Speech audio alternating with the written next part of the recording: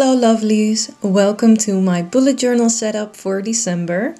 I use my very own Merry Christmas stickers and printable for these spreads, and the link to my Etsy shop will be down below in the description box if you would like to order these for yourself or for a special someone. Don't wait too long because Christmas is getting close. Can you guys believe it is almost 2020? A new decade is starting. I am so excited for the new year. I already have a new bullet journal and I can't wait to start using it. But for now, back to the last spreads of 2019. Lately I have been into warm colors like reds, pinks, oranges, nudes, that kind of colors, more of the neutral tones. And you can kind of see that in my Instagram feed, which I am pretty proud of, I have to admit. Follow me there if you want to see the process of me making my stickers and other cute stuff. In this video you will see a lot of trial and error, by the way. I was struggling a bit with these spreads, especially with the placement of the stickers. No idea why, but that's the reason why you see me taking them off or moving them around a bit, and yeah, the struggle was real.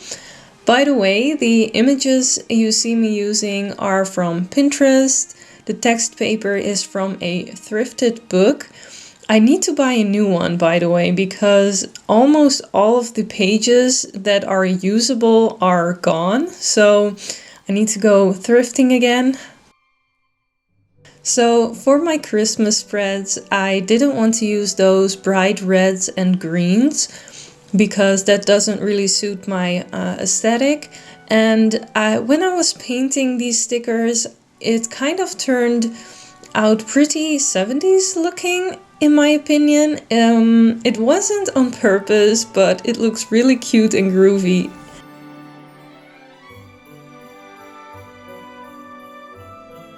This check washi tape you see me using here, I got from my pen pal Megan.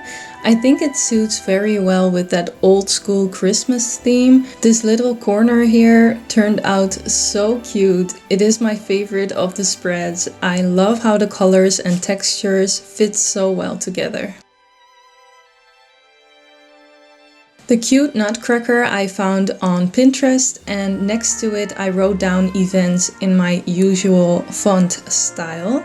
I use a dark pink Crayola super tip first, then I make an outline of the letters with my micron pen in 0.4. And as you can see, I place the outlined letters slightly off-centered, so this gives it a very playful effect.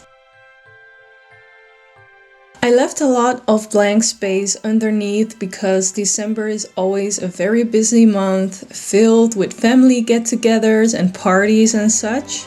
On the right side of the page I used the same font for my goals section. I doodled some stars, sparkles and dots around it, which makes it all the more festive. When you make a mistake or you want to change something you doodled, just use a white Posca pen to go over it. This is basically a pen filled with acrylic paint, so when it dries you can write on top of it and it's fixed. I finished this spread by using some more washi tape and paper to create a collage border, and of course there was a part I didn't like, so I changed it up a bit.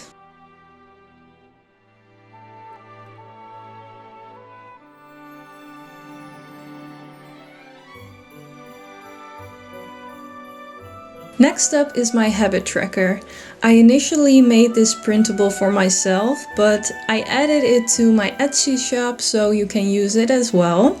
It is a freebie that comes with the original Merry Christmas printable, so when you order it you get an additional file to download. It's not mentioned anywhere else but here, so it is a little surprise unless you've watched this video. I use a little calendar for every single habit I want to keep track of.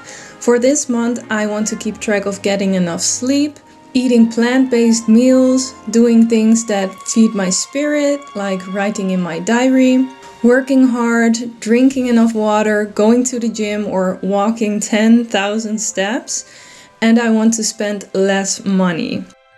The last one is definitely a challenge because in December we tend to spend a lot more on food, gifts, and traveling.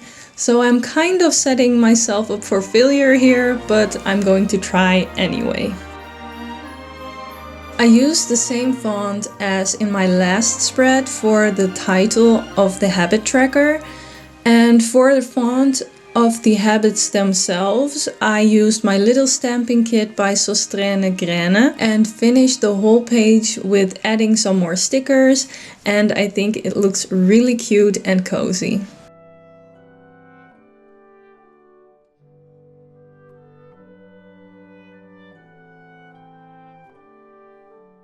In my last bullet journal video, you could see that I totally forgot to add a mood tracker and I surely missed it. So this time I didn't forget, but I used a very unoriginal idea from Pinterest. Pinterest and Instagram are definitely my most used when it comes to finding inspiration for my journal. Let me know in the comments where you find your inspiration, because I would love to know, maybe YouTube or somewhere else.